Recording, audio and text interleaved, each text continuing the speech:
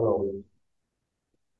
ప్రభునందు ప్రియ పరిశుద్ధ దేవుని కుమారులారా, దేవుని కుమార్తెలారా, మన ప్రభువును రక్షకుడైన యేసుక్రీస్తు వారి అతి పరిశుద్ధ నామములో శుభములు వందనాలు తెలియజేస్తున్నాను. దేవునికి స్తోత్రములు.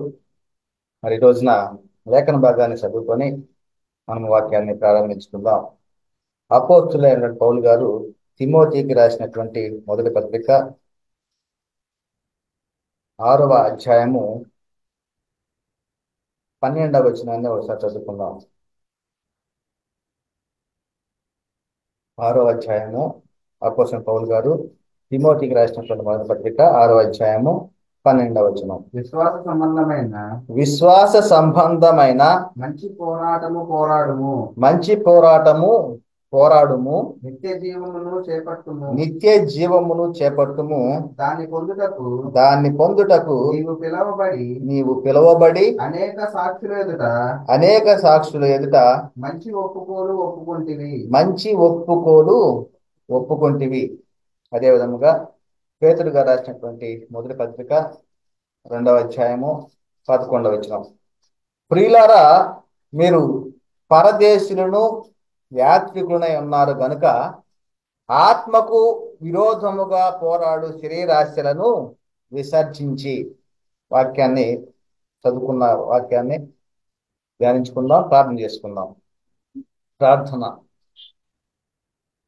సకల ఆశీర్వాదములకు కారణభూతుడైన మా ప్రియ పరలోకపు తండ్రి, నీ ఘనమైన, అత్యున్నతమైన, మహోన్నతమైన, శ్రేష్టమైన నామమును బట్టి స్తుతులు స్తోత్రములు నాయన. తండ్రి, ఇప్పటి వరకు నీ సన్నిధిలో కూడి ప్రార్థించుడు ద్వారాగా, ఆరాధించుడు ద్వారాగా, కీర్తించుడు ద్వారాగా మీరు మహిమ పొంది ఉన్నారని నమ్ముతూ విశ్వసిస్తూ ఉన్నాం నాయన. తండ్రి, మరి ఈ సమయంలో వాక్యాన్ని ప్రకటించున్నటువంటి నాకు నీ యొక్క ఆత్మ సహాయాన్ని అందించండి. నీ నోటి గోరుగా వాడుకోనండి. ఆత్మ సంబంధమైన సంగతులతో సరిచూసుకుంటూ ఉన్నది ఉన్నట్లుగా ప్రకటించడానికి మీ యొక్క శక్తిని, జ్ఞానం దయచేయండి ఆయన. అదేవిధంగా తండ్రి, మరి ఎందరైతే ఈ వాక్యమును ఫేస్బుక్ ద్వారా కావచ్చు, జూమ్ మీటింగ్ ద్వారా కావచ్చు, యూట్యూబ్ ద్వారా కావచ్చు, మరి ఎందరైతే ఈ వాక్యమును వింటూ ఉన్నారో వారందరూ కూడా తండ్రి ఆ వాక్యమును గ్రహించగలిగి ఆ వాక్య ప్రకారంగా అనుసరించి జీవించడానికి నీ కృపలో భద్రపరచమని మా ప్రభువును రక్షకుడైన యేసుక్రీస్తు వారి అతి పరిశుద్ధ నామంలో మిక్కిలి విధంగా ప్రార్థించి పెట్టుకొని ఉన్నాం పరమ తండ్రి. ఆమె ప్రాముఖ్యంగా ఈ రోజున మనము నేర్చుకునేటువంటిది, తెలుసుకునేటువంటిది ప్రాముఖ్యమైన అంశం ఏంటంటే విశ్వాస సంబంధమైన మంచి పోరాటము. ఈరోజు మన యొక్క ప్రధాన అంశము విశ్వాస సంబంధమైన మంచి పోరాటము. మరి విశ్వాస సంబంధమైన పోరాటం ఎందుకు పోరాడవలసి వస్తుంది? ప్రతి ఒక్క క్రైస్తవుడికి ఈ పోరాటము ఉంటుందా ఉండదా అంటే ఉంటుంది అనే చెప్పబడతా ఉంది. పౌలు గారు చెప్తున్నాడు కదా, ఏమంటూ ఉన్నాడు? నేను పోరాడుతూ ఉన్నాను అంటున్నాడు. ఎందు విషయంలో పోరాడుతూ ఉన్నాడు?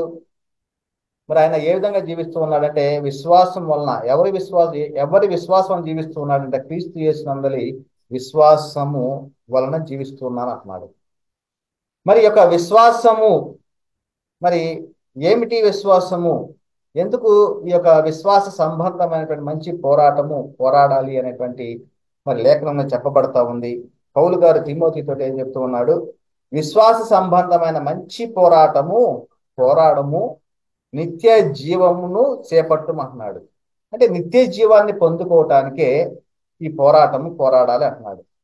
మరి ఈ పోరాటం గురించి మనం ప్రాముఖ్యంగా తెలుసుకున్నట్లయితే మరి ఈ లోకంలో మనం చూస్తూ ఉన్నాము, అనేకమైనటువంటి పోరాటాలు చేస్తూ ఉన్నారు. జీవనోపాధి కొరకు పోరాటం అని, అదే విధముగా కొన్నిటిని సంపాదించుకోవటం కొరకు పోరాటం అని, పరీక్షల్లో పాస్ అవటానికి పోరాటం అని, ఉద్యోగాన్ని సంపాదించుకోవటంలో పోరాటం అని, అనేకమైన విషయాల్లో అంటే పరీక్షల ద్వారాగా మంచి ఉత్తీర్ణత సాధించడం కోసము మరి పాస్ అవటానికి పోరాటం. అదే విధముగా చాలా పోరాటాలు మనం ఈ లోకంలో చూస్తూ ఉన్నాం. అయితే ఒక క్రైస్తవుడుగా పిలువబడుతున్న వారు ఎవరు అంటే పరిశుద్ధపరచబడినటువంటి వారు, నిత్య జీవానికి అర్హతను సంపాదించుకున్నటువంటి వారు, పరలోక పౌరస్థితిని కలిగినటువంటి వారు. అయితే ఈ యొక్క ఉచితంగా కృపచేతనే మనము రక్షించబడ్డామనేటువంటిది లేఖనం చెప్పబడతా ఉంది. ఎందుకొరకు మనం పోరాడాలంటే మీరు విశ్వాసం ద్వారా కృపచేతనే రక్షింపబడి ఉన్నారు. ఇది మీ వల్ల కలిగినది కాదు, దేవుని వరమే అంటున్నాడు. మనం విశ్వాసం ద్వారాగా కృపచేతనే రక్షింపబడి ఉన్నాము. రక్షణ అంటే రక్షింపబడి ఉన్నాం. ఈ రక్షింపబడినటువంటి మనము ఏమై ఉన్నామంటే పరిశుద్ధులుగా పిలువబడుతూ ఉన్నాము, దైవ కుమారత్వాన్ని పొందుకుని ఉన్నాము, దేవుని ఇంటి వారంగా పిలువబడుతున్నాం, దేవుని కుటుంబ సభ్యులుగా ఉంటున్నాం. ఇంతటి ప్రాముఖ్యమైనటువంటి ఇది మనము కలిగి ఉన్నాము. ఇటువంటి కలిగి ఉన్న దానిని కాపాడుకోవటం కొరకు మనం ఏం చేయాలి? పోరాటం చేయాలి అనేటువంటి చెప్పబడతా ఉంది పిల్లారా. పోరాటం చేయాలట. మరి ఈ పోరాటం మనము చూసినట్లయితే తిమోతి గారితో చెప్తున్నాడు కదా, విశ్వాస సంబంధమైనటువంటి మంచి పోరాటం పోరాడము అంటున్నాడు. పౌలు గారు ఏమంటున్నాడు? నేను మంచి పోరాటం పోరాడుతుని, నా పరుగు కడముట్టించుకుని విశ్వాసమును కాపాడుకుని. ఇది ప్రాముఖ్యమైన విషయం. విశ్వాస సంబంధమైనటువంటి మంచి పోరాటం అంటే మరి ఏమిటి విశ్వాసము? మరి ఈ విశ్వాస సంబంధమైనటువంటిది మంచి పోరాటం ఎందుకు పోరాడాలి అనేటువంటిది మనము ప్రాముఖ్యంగా మరి ఆత్మ సంబంధంగా ఎదిగేటువంటి వారు నేర్చుకోవలసినటువంటి విషయాలు ప్రియులారా. కనుకనే మరి తిమోతి గారితో చెప్తున్నాడు. మరి పౌలు గారు ఏం చెప్తున్నాడంటే, విశ్వాసమును మంచి మనస్సాక్షి కలిగిన వాడవై నిన్ను గూర్చి ముందుగా చెప్పబడిన ప్రవచనముల చొప్పున మంచి పోరాటము పోరాడవలనని వాటిని బట్టి ఆజ్ఞ నీకు అప్పగించున్నా అన్నాడు. మరి ఎందుకని ఈ విశ్వాసమును మంచి మనస్సాక్షి కలిగిన వాడవే అంటున్నాడు. మరి క్రీస్తులోనికి బాప్తిస్మం పొందినటువంటి వారు అందరూ కూడా మరి ఎలాంటి వారు అంటే విశ్వాసాన్ని కలిగి ఉన్నారు, నిరీక్షణను కలిగి ఉన్నారు. మరి ఎలాంటి విశ్వాసం కలిగి ఉన్నారు, ఎలాంటి నిరీక్షణ కలిగి ఉన్నారంటే యేసు క్రీస్తు వారి రెండవ ప్రత్యక్షత కొరకు నిరీక్షణను కలిగి ఉన్నారు. మరి ఇటువంటి నిరీక్షణను కలిగి ఉన్నటువంటి వారు మరి ఎలా ఉండాలి? విశ్వాస సంబంధమైనటువంటి పోరాడాలి. ఏమిటి అంటే ఈ యొక్క ప్రాముఖ్యంగా చెప్పబడుతున్నది ఏమిటంటే, ఈ విశ్వాస సంబంధం మంచి పోరాడటానికి ప్రధాన కారణం ఏమిటంటే నిత్య జీవాన్ని పొందుకోవటం వరకు. ఈ నిత్య జీవాన్ని పొందుకునేటువంటి విషయంలో అనేకమైనటువంటివి శ్రమలు వస్తవి, అనేకమైనటువంటివి ఇరుకులు ఇబ్బందులు వస్తూ ఉంటవి. వీటన్నింటిని కూడా అధిగమించాలి, వీటన్నింటిని కూడా ఎదుర్కోవాలి, వీటన్నింటిని కూడా పోరాడాలి. ఈ పోరాడినప్పుడు మనకేం కలుగుతుందంటే జీవ కిరీటము అంటే కిరీటం అందుతుంది, జీతం లభిస్తూ ఉంది, అదే విధముగా నిత్య జీవాన్ని కూడా పొందుకుంటాం పిల్లారా. మరి ఇటువంటి విషయాలన్నీ కూడా పరిశుద్ధ గ్రంథంలో రాయబడి ఉన్నవి. మరి విశ్వాసానికి మూలము ఏమిటి అంటే వాగ్దానం అని మనం తెలుసుకున్నాం. మనము ఎందుకు విశ్వాసం ఉంచుతున్నామంటే ఇవ్వబడిన వాగ్దానం. ఏమిటి ఆ వాగ్దానం అంటే నిత్య జీవం అనుకుంటానే మనకు చేసినట్టు వాగ్దానము. మరి విశ్వాసానికి మూలము వాగ్దానము. మరి ఈ వాగ్దానాన్ని బట్టి మనము మరి ఎంతగా ప్రయాసపడుతున్నాము ఈ లోకంలో అంటే, అందుకని లేఖనం చెప్పబడుతుంది, మీరు పరదేశులను అతిథులై ఉన్నారు కనుక ఆత్మకు విరోధముగా పోరాడే శరీరాశలను విసర్జించాలంటున్నాడు. ఆత్మకు విరోధముగా పోరాడేటువంటి శరీరాశలను విసర్జించాలి అనేటువంటి చెప్పబడుతున్నారు. కనుకనే పౌలు గారు కూడా మరి నాటి కాలంలో ఆయన ధర్మశాస్త్రంకు పోరాడినటువంటి వాడు చూస్తాం. ధర్మశాస్త్రంతో పోరాడినట్లుగా మనం చూస్తా ఉన్నాం. అది రోమపత్రిక 7వ అధ్యాయంలో 23వ వచనంలో చెప్పబడతా ఉంది. ధర్మశాస్త్రంతో నేను పోరాడుతున్నా అన్నాడు. ధర్మశాస్త్రం విషయమై చచ్చిన వాడిని ఉన్నాను అనేటువంటి మాటలు మరి పౌలు గారు చెప్పిన మనం చూస్తున్నాం కదా. కనుకనే మరి ఇంకా ఎటువంటి పోరాటాలు ఉన్నవి అంటే వాక్యము నిమిత్తము పోరాటము. వాక్యము ప్రకటించేటువంటి సమయంలో అనేకమైన పోరాటాలు వస్తూ ఉంటాయి. వాక్యాన్ని ప్రకటించకుండా అడ్డుకునేటువంటి పరిస్థితి. కనుక ఆ సమయంలోనే మొదటి శతాబ్ద కాలంలోనే పౌలు గారు ఎన్నో శ్రమలు ఎదుర్కొన్నాడు. మరి ఆ కాలంలో పౌలు గారిని వాక్యాన్ని ప్రకటించకుండా మరి అపోస్తులను బెదిరించినట్లుగా కూడా మనం చూస్తా ఉన్నాం. మరి అయినా కానీ పౌలు గారు ఆ పోరాటాన్ని చేసినట్లు మనం చూస్తా ఉన్నాం. అదే తెస్సలోనికీయులకు రాసిన మొదటి పత్రికలో 2వ అధ్యాయం 2వ వచనంలో, మీరెరిగినట్టే మేము ఫిలిప్పులో ముందు శ్రమపడి అవమానము నొంది ఎంతో పోరాటముతో దేవుని సువార్తను మీకు బోధించుటకై మన దేవుని యందు ధైర్యం తెచ్చుకుంటామని మీకు తెలియనంటున్నాడు. అంటే సువార్తను ప్రకటించేటువంటి సమయంలో మరి ఎన్నో సమస్యలు అక్కడ ఆ సమయంలో కూడా ఏం చేయాలంటున్నాడంటే దేవుని యందు ధైర్యాన్ని తెచ్చుకున్నారట. కానీ పోరాటం చేశారు. వాక్యాన్ని ప్రకటించడంలో వాళ్ళు ఆగిపోలా. కనుకనే అందరూ ఒక్క భావంతో సువార్త విశ్వాస పక్షంలో పోరాడే సువార్త విశ్వాస పక్షంన పోరాడినట్లుగా మరి చెప్పబడతారు పిల్లలు. కనుకనే మరి యేసుక్రీస్తు వారు ప్రత్యక్షంగా బోధించిన కాలంలో అడిగేటువంటి వారు కొంతమంది ఏమడుగుతున్నారంటే, ప్రభువా మరి రక్షణ పొందువారు కొద్దిమందేనా, రక్షణ పొందువారు కొద్దిమందేనా అని యేసుక్రీస్తు వారిని అడుగుతున్నాడు. మరి ఈ లోకంలో ఎంతో మంది ఉన్నారు, ఎంతో మంది ఉన్నారు కనుక ఆ అందరిలో కూడా ఎంతమంది రక్షణ పొందుతారు అంటే కొందరేనా అనేటువంటి మాట అడిగినప్పుడు యేసుక్రీస్తు వారు చెప్తున్నాడు, ఆయన వారిని చూసి ఇరుకు ద్వారంలో ప్రవేశింప పోరాడండి అంటున్నాడు.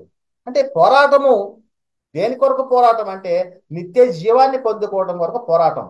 అదే దాన్ని ఏమంటున్నా అంటే ఇరుకు మార్గము అంటున్నాడు. ఇరుకు మార్గమున ప్రవేశింప పోరాడుడి, అనేకులు ప్రవేశింపజూతుడు గాని వారి వలన కాదని మీతో చెప్పుతున్నా అంటున్నాడు. మరి ఎందుకు ఈ మాటలు చెప్తున్నాడు? అనేకులు ప్రవేశింప చూస్తారట కానీ వారి వల్ల కాదు అంటున్నాడు.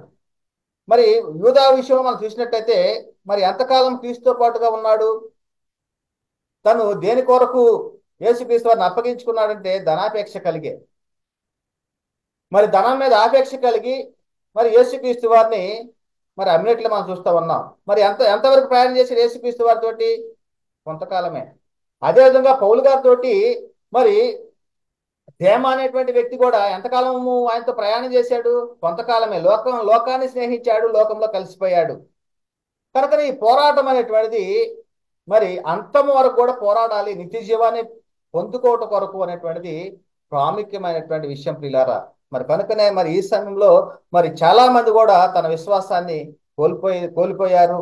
దీనిని బట్టి, ధనాన్ని బట్టి. ఆ ధనాపేక్ష సమస్త విధమైన కీడులకు మూలమని చెప్తున్నాడు. మరి ఇటువంటి పరిస్థితుల్లో మరి అనేక మంది మరి ఏం చేసి ఉన్నారంటే మధ్యలోనే విశ్వాసాన్ని కాపాడుకోలేకపోయారు, విశ్వాసాన్ని కోల్పోయినట్టు చూస్తూ ఉన్నారు.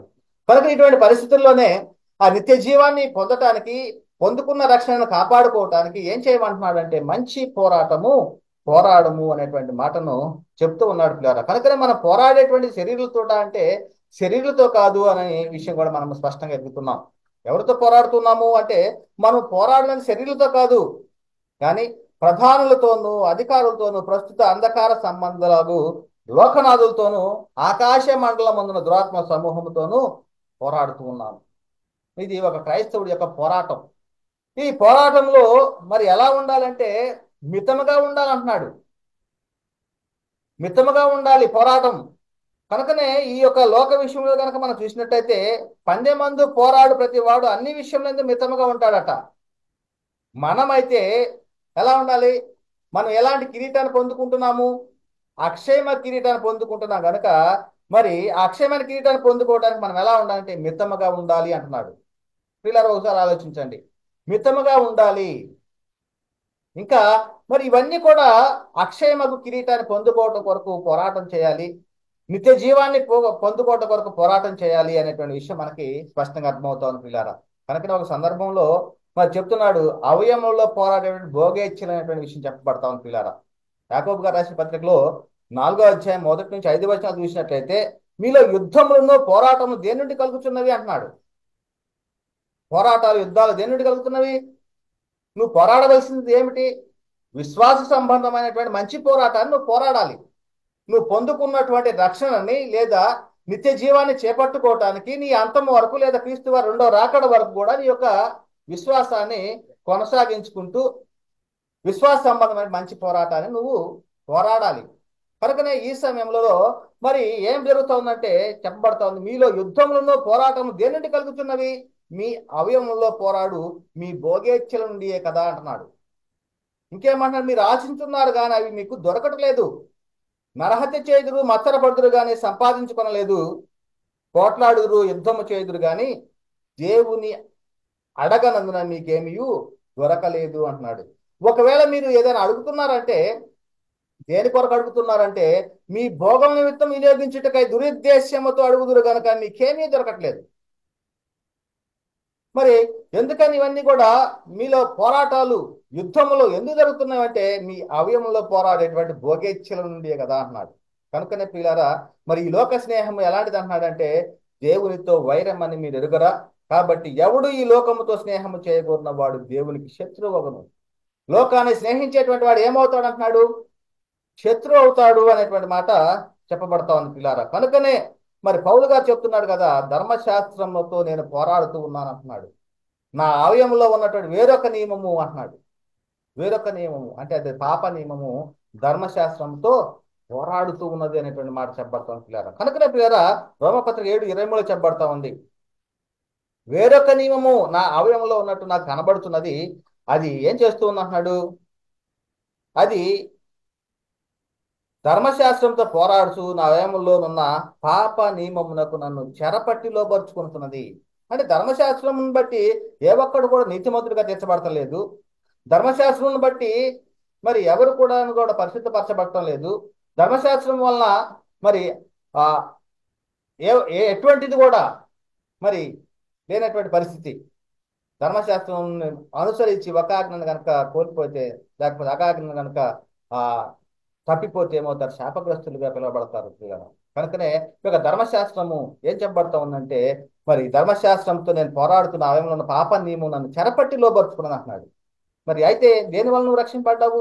విశ్వాసము చేతనే, కృప చేతనే రక్షింపబడ్డాను అనేటువంటి మాట చెప్తున్నాడు. ఇంకేం చెప్తున్నాడు పౌలు గారు అంటే, గలతీ రాసిన పత్రిక 2:20 నేను క్రీస్తుతో కూడా సిలువ వేయబడి ఉన్నాను, ఇకను జీవించేవాడు నేను కాను.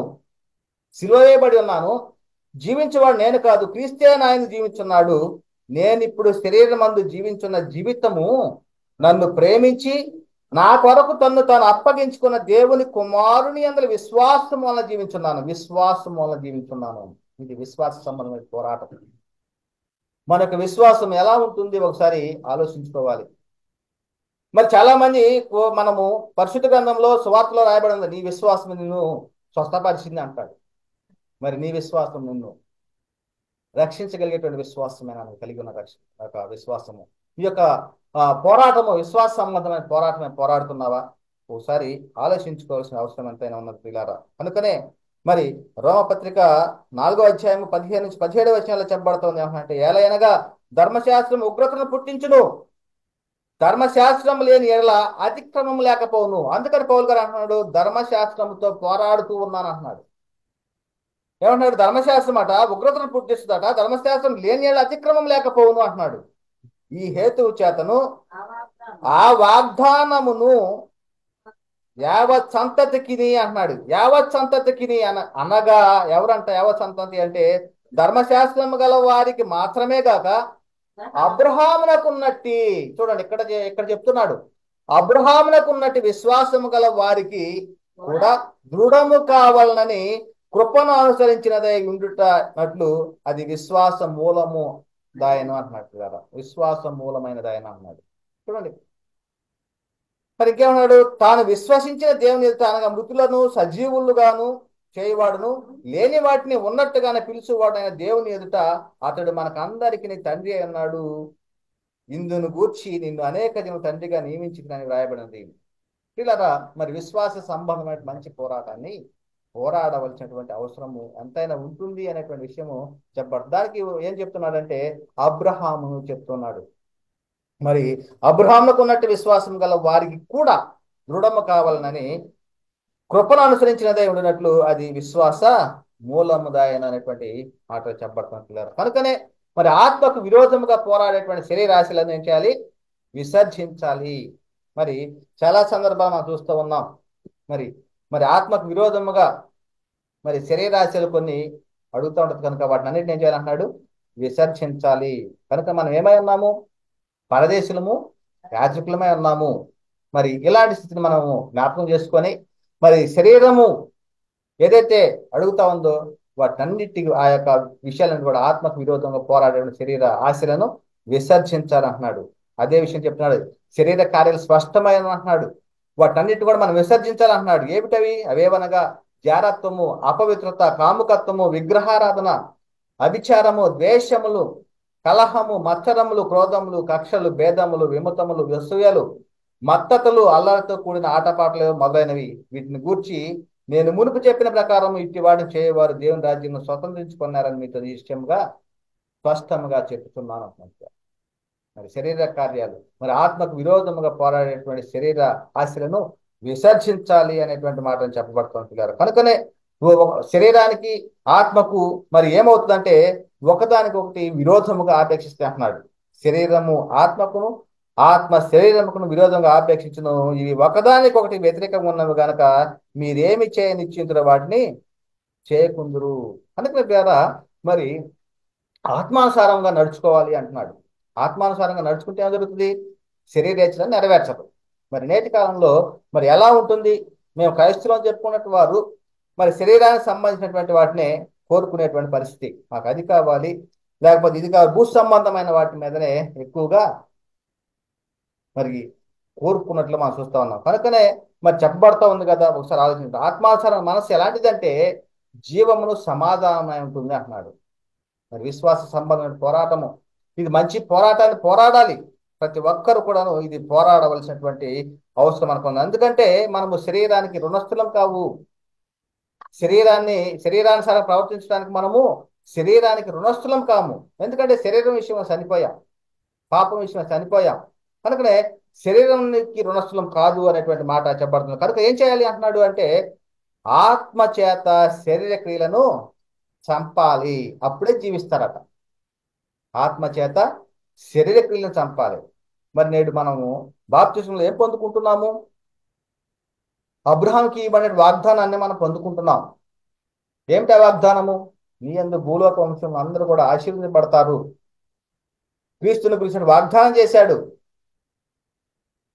అదే విధముగా ఆత్మను గురించి వాగ్దానం చేశాడు. మనం బాప్తిస్మం పొందుకుంటులో ఏం జరుగుతుందంటే పరిశుద్ధాత్మ వరం పొందుకుంటున్నాము. ఈ వాగ్దానం మీకు నుండి పిల్లలకు దూరస్థులు అందరికీ చెందుతున్నాడు. అపోస్తలుల గారు 2వ అధ్యాయము 38వ వచనం చెప్పబడతా ఉంది.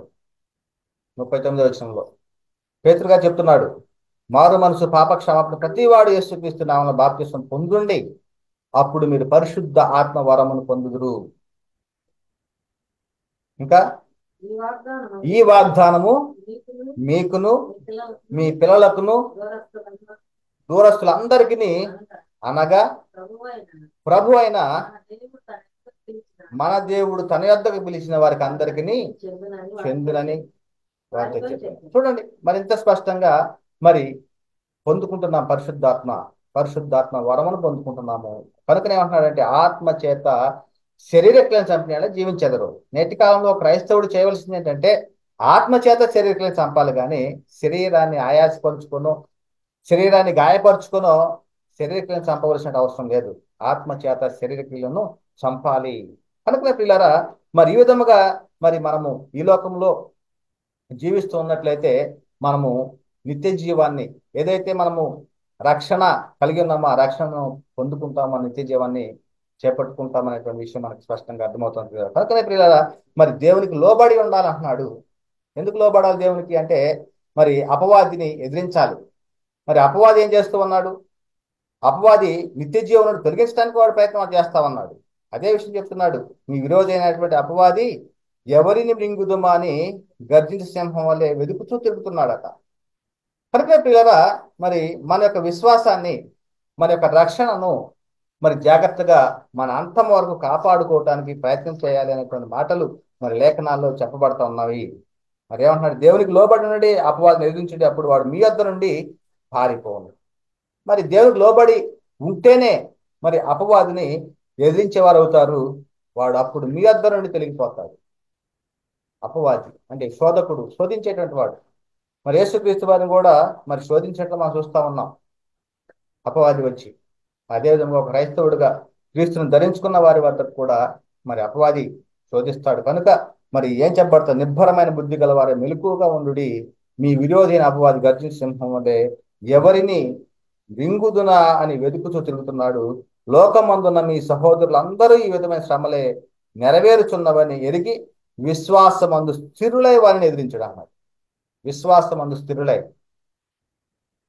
కనుక ఇంకేమంటున్నాడంటే తన నిత్య మహిమకు క్రీస్తునందు మిమ్మల్ని పిలిచిన సర్వకృపానిధి దేవుడు కొంచెము కాలం మీరు శ్రమపడిన పిమ్మట తానే మిమ్మల్ని సంపూర్ణులుగా చేసి స్థిరపరిచి బలపరుచును అనేటువంటి మాటలు చెప్పబడతాను. కనుకనే మరి ఈ లోకంలో మనము ఏమైనా తీసుకొని వచ్చామా అంటే ఏమీ కూడా తీసుకొని రాలేదు. మరి ఈ లోకంలో మరి సూర్యుని క్రింద మరి ఏదైనా కానీ మేలైనది జరుగుతున్నదంటే మరి ఏది అన్ని వ్యర్థమని ప్రసంగి చెప్తున్నట్లు మనం చూస్తా ఉన్నాం. అదే విషయం చెప్తున్నాడు కదా ఇక్కడ ఆ ప్రసంగి గ్రంథంలో 2వ అధ్యాయం 8 నుంచి 11 వచనాల్లో, నా కొరకు నేను వెండి బంగారములను రాజులు సంపాదించు సంపదను ఆయా దేశముల దొరకు సంపదను సమకూర్చుకుంటుని.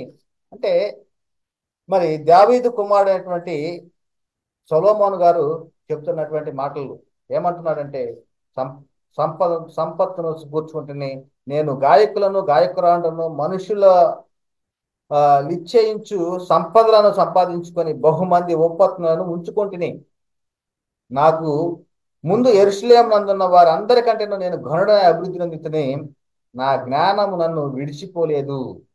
నా కన్నులు ఆశించిన వాటిలో దేనిని అవి చూడకుండా నేను అభ్యంతరము చేయలేదు అన్నాడు. ఏదైతే కావాలనుకుంటున్నాడో వాటన్నిటి కూడా నేను అభ్యంతర పట్టలేదు, అవన్నీ కూడా వాటిని అభ్యంతరం చేయలేదంటూ, మరి నా హృదయము నా పనులన్నింటిని బట్టి సంతోషింపగా సంతోషకరమైనది ఏది అనుభవించకుండా నేను నా హృదయం నిర్బంధింపలేదు అన్నాడు. ఇప్పుడు కాలంలో ఏం చేయాలి? ఆత్మచేత శరీరక్రియలను చంపాలి. అయితే దీనికి విరోధముగా ఏం చేశాడు సొలొమోను గారు? ఏది కావాలన్నా కానీ ఏది చేయాలని అన్ని చేశాడట. ఇది ఇదే నా పనులన్నింటి వల్ల నాకు దొరికిన భాగ్యం అంటున్నాడు. ఇంకేమంటున్నాడు? అప్పుడు నేను చేసిన పనులన్నీ వాటి కొరకై నేను పడిన ప్రయాసం అంతయు నేను నిదానించి వివేచింపగా అవన్నీ వ్యర్థమైనవి గాను ఒకడు గాలికి ప్రయాసపడినట్టుగాను అగపడెను. సూర్యుని క్రింద లాభకరమైన ఏది లేనట్టు నాకు కనపడెను. చూడండి, మరి నేటి కాలంలో మరి ఆయన ఎన్నో కావాలనుకున్నాడు, అన్నిటి కోసం ప్రయాసపడ్డాడు, అన్నిటి కోసం పోరాటం చేశాడు. కానీ అవన్నీ కూడా ఏమంటున్నాడంటే సూర్యుని కింద లాభకరమైనది ఏది కూడా లేనట్టుగా నాకు కనబడినట్టున్నాడు. కనుక ప్రియారా, మరి నేటి కాలంలో చాలా మంది కూడా మరి భోజన పదార్థాల కోసమో లేకపోతే కడుపు కోసమో తిండి కోసమో లేకపోతే అనేకమైనటువంటి ధనాపేక్ష కలిగి ఉండటమో మరి ప్రయాసపడుతూ ఉంటారు, పోరాటం చేస్తూ ఉన్నారు. కనుక వీటి విషయంలో ఏం చెప్పబడుతుందంటే, భోజన పదార్థంలో కడుపు భోజన పదార్థం నియమింపబడి ఉన్నామంటున్నాడు. మనం ఎందుకు ఈ లోకంలో ప్రయాసపడుతూ ఉన్నామంటే తినటానికి తిండి కొరకు, అదేదో ఉండటానికి ఇంటి కొరకు, లేకపోతే ఇక పిల్లల కొరకు అనేకమైనటువంటి విషయాలు ఆశించే. అయితే ఏం చెప్తున్నాడంటే ఈ యొక్క భోజన పదార్థంలో కడుపు భోజన పదార్థం నియమింపబడి ఉన్నవి అంటున్నాడు. ఒకదానికొకటి నియమింపబడి ఉన్నవి. అయితే దేవుడు ఏం చేస్తున్నాడంటే వాటిని నాశనము చేయును. దేహము జడత్వం నిమిత్తము కాదు గాని ప్రభు నిమిత్తమే, ప్రభు దేహము నిమిత్తమైనటువంటి విషయం చెప్పబడుతుంది ప్రియారా. కనుక ప్రియారా, ఒకసారి ఆలోచించండి, మనం ఎలాంటి పోరాటం చేయాలి? ఈ లోకంలో ధనాపేక్ష కలిగి ఉండటమో లేకపోతే అది కావాలనో లేకపోతే ఇది కాదు భూ సంబంధం వాటి మీదనే మరి పోరాటాలు చేస్తూ ఉన్నామేమో. వాటి కొరకు కాదంటున్నాడు. సూర్యుని కింద ఏది చేసినా కూడా అవన్నీ కూడా ప్రయోజనం లేదు, ఉపయోగం లేదు అంటున్నారు ప్రియారా. కనుకనే మనం ఈ లోకంలోకి ఏమైనా తీసుకొచ్చామంటే ఏమి తీసుకురాలేదు, మరి వెళ్ళేటప్పుడు ఏం తీసుకుని వెళ్తామంటే ఏమి కూడా తీసుకొని పోలేమంటున్నాడు. మన జీవం ఎలాంటిది అంటున్నాడు? కొంతసేపు కనబడి అంతలోనే మాయమైపోయేటువంటి ఆవిరి వంటి జీవితం అనేటువంటిది చెప్పబడుతుంటారు. కనుకనే మరి మనం ఎలా ఉండాలి? మన యొక్క విశ్వాస సంబంధమైనటువంటి పోరాటం చేస్తే మనకు కలిగేటువంటి ఆశీర్వాదాలు ఏమిటి అంటే నిత్య జీవాన్ని పొందుకుంటాము అనేది ప్రధానంగా తెలుసుకుంటున్నాము.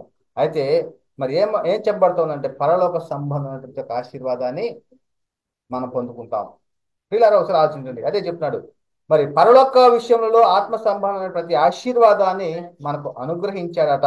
మనము విశ్వాస సంబంధమైన పోరాటం చేస్తే మనకు కలిగేటువంటి ఆశీర్వాదము ఏమిటంటే పరలోక సంబంధమైనటువంటి ఆత్మ సంబంధమైన ప్రతి ఆశీర్వాదము అనుగ్రహింపబడతా ఉంది. వీటి కోసమే మనం ప్రయాసపడాలి, వీటి కొరకే మనం పోరాటం చేయాలి. అదే చెప్తున్నాడు ఎఫెసీ రాసిన పత్రిక 1వ అధ్యాయం 3వ వచనంలో, మన ప్రభువైన యేసుక్రీస్తు యొక్క తండ్రి యొక్క దేవుడు స్తుతింపబడును గాక, ఆయన క్రీస్తునందు పరలోక విషయములలో ఆత్మ సంబంధమైన ప్రతి ఆశీర్వాదము మనకు అనుగ్రహించెను. మేము దృశ్యమైన వాటిని చూడక, వేటిని చూడొద్దు అంటున్నాడు? దృశ్యమైన వాటిని చూడక. నేటి కాలంలో ఏం చూస్తూ ఉన్నారు? దృశ్యమైన వాటిని చూస్తూ ఉన్నారు. కొంతమంది చర్చిల్లో ఏం చెప్తున్నారు? సాక్ష్యాలు చెప్తా ఉంటారు. నేను యేసుక్రీస్తుని నమ్ముకుంటే ఇల్లు కట్టుకున్నాను, కారు కొన్నాను, లేకపోతే వివాహం జరిగింది, లేకపోతే పిల్లలు పుట్టారు అనేటువంటిది సాక్ష్యాలు చెప్తా ఉంటారు. నాకు అప్పుల బాధ నుండి విమోచించడం జరిగింది యేసుక్రీస్తు నమ్ముకుంటే అనేటువంటివి సాక్ష్యాలు చెప్పేటువంటి వారు చాలా మంది చూస్తా ఉన్నాం. మరి లేఖనంలో ఏం చెప్పబడతా ఉంది? దృశ్యమైన వాటిని చూడక అంటున్నాడు. దృశ్యం అంటే కనిపించే వాటిని మేము చూడట్లేదు అంటున్నాడు.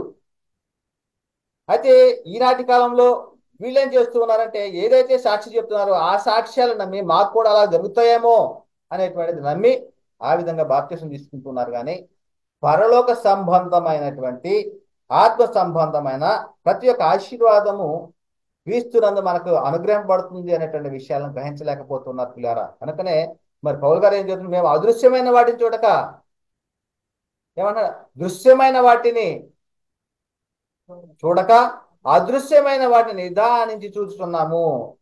దృశ్యమైన వాటిని చూడక, దృశ్యం అంటే కనిపించే వాటిని చూడక, అదృశ్యం అంటే కనిపించని వాటిని చూస్తున్నాము కనుక క్షణమాత్రం ముందు మా చులకని శ్రమ మా కొరకు అంతకంతకు ఎక్కువైన నిత్యమైన మహిమాభారమును కలగజేస్తున్నది.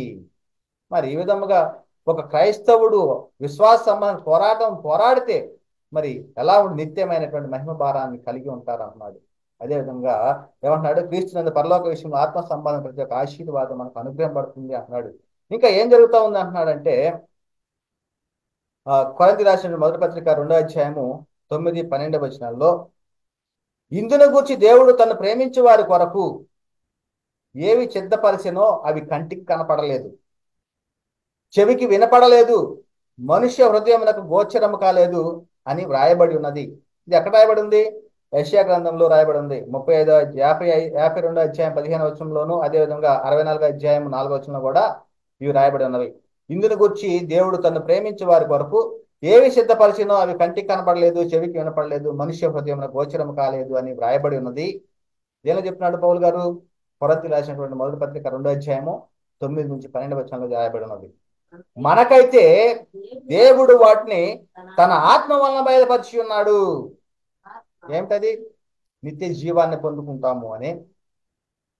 ఒకవేళ క్రీస్తు వారు ఈ సమయంలో వస్తే మరి పరలోకం నుండి వచ్చేటటువంటి ఆత్మ సంబంధమైన శరీరము ధరించుకుంటామని, దేవుని చేత కట్టబడేటువంటి నిత్యమైన నివాసాన్ని దీనిపైన ధరించుకుంటామని, యేసుక్రీస్తుకు సమరూపంగా మనము ఉంటామని మరి ఇవన్నీ కూడా మనకి స్పష్టంగా చెప్పబడతా ఉన్నాయి పిల్లారా.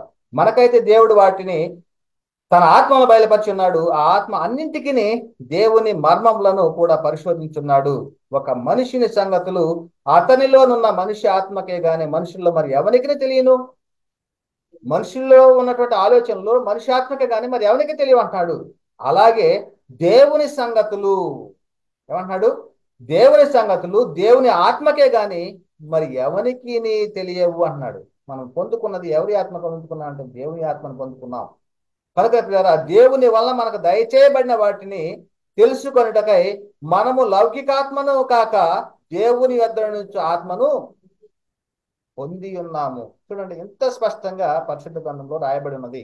వీటిని గ్రహించగలుగుతున్నామా? ఏ కాడకి ఏ సమయంలో చూసినా కానీ ఎక్కడ చూసినా కానీ భౌతిక సంబంధమైన బోధలు, శరీర సంబంధమైన బోధలు. ఆరోగ్యం బాగాలేదా? అనారోగ్య సమస్యలు బాధపడుతున్నారా? ఉద్యోగం లేక ఇబ్బంది పడుతున్నారా? లేకపోతే అప్పుల బాధతోటి మీరు మానసికంగా కృంగిపోతూ ఉన్నారా? మా యేసుని నమ్ముకోండి. ఈ బోధల ఇవ్వండి కావాల్సింది. మరి విశ్వాస సంబంధమైన పోరాటంలో ఎప్పుడు పోరాడతావు? విశ్వాస సంబంధమైన పోరాడితే ఏమి దొరుకుతుంది, ఏమి మనకు ప్రయోజనం ఉంటుంది అనేటువంటి ఏనాడైనా మరి ఆలోచించగలిగారా? ఏనాడైనా కానీ ఇటువంటి విషయాలను ప్రకటిస్తున్నారా? నేటి కాలంలో విశ్వాసులకు ఉన్నటువంటి వారికి ఒకసారి ఆలోచించిన పిల్లారా. మరి మీరు దేని యందు మరి లక్ష్యం ఉంచారు? దృశ్యమైన వాటి మీద లక్ష్యం ఉంచారా? అదృశ్యమైన వాటి మీద లక్ష్యం ఉంచారా? దృశ్యమైన వాటి మీద లక్ష్యం ఉంచినటువంటి వారు నిత్య జీవానికి అర్హులు కాదు. అదృశ్యమైన వాటిని యందు లక్ష్యం ఉంచినటువంటి వారు మాత్రమే నిత్య జీవానికి, దేవుడు చేసిన వాగ్దానానికి వారసులు అవుతారు. కనుకనే మరి ఈ విధముగా విశ్వాస సంబంధమైన పోరాటం, మరి ఎన్నో పోరాటాలు. అందుకనే పరిశుద్ధులకు ఒక్కసారి అప్పగింపబడిన బోధ నిమిత్తం పోరాడాలంటున్నాడు. ఏది పరిశుద్ధులకు ఒక్కసారి అప్పగింపబడిన బోధ? దేనికోసం పోరాడాలి? మరి ఇటువంటివన్నీ కూడా చాలా స్పష్టంగా పరిశుద్ధ గ్రంథంలో రాయబడి ఉన్నవి. పరిశుద్ధులకు ఒక్కసారి అప్పగింపబడిన బోధ నిమిత్తము పోరాడాలి, పోరాటం చేయాలి. విశ్వాసం మంచి పోరాటం పోరాడాలి. అదే విధముగా సువార్తను ప్రకటించేటువంటి సమయంలో ఆటంకాలు జరుగుతున్నప్పుడు మరి వాటి గురించి కూడా మనము పోరాటం చేయవలసిన అవసరం ఎంతైనా ఉంది అనేటువంటిది లేఖనంలో చెప్పబడతా ఉంది. కనుక ప్రియులారా, మరి ఈ విధముగా మరి ఆత్మకు విరోధంగా పోరాడేటువంటి శరీరాశలను విసర్జించి విశ్వాస సంబంధమైన మంచి పోరాటం పోరాడాలని మరి ఈ యొక్క అంశం ద్వారా తెలియపరచడం జరుగుతూ ఉంది. కనుకనే చెప్పబడినటువంటి మాటలు వినిచున్నటువంటి ప్రతి ఒక్కరిలో కూడా దేవుడు నీరు కట్టి ఫలింపజేయను గాక. చెప్పబడినటువంటి వాక్యం దేవుడు దీవించి ఆశీర్వదించిన గాక. అందరికీ వందనాలు. దేవునికి స్తోత్రములు.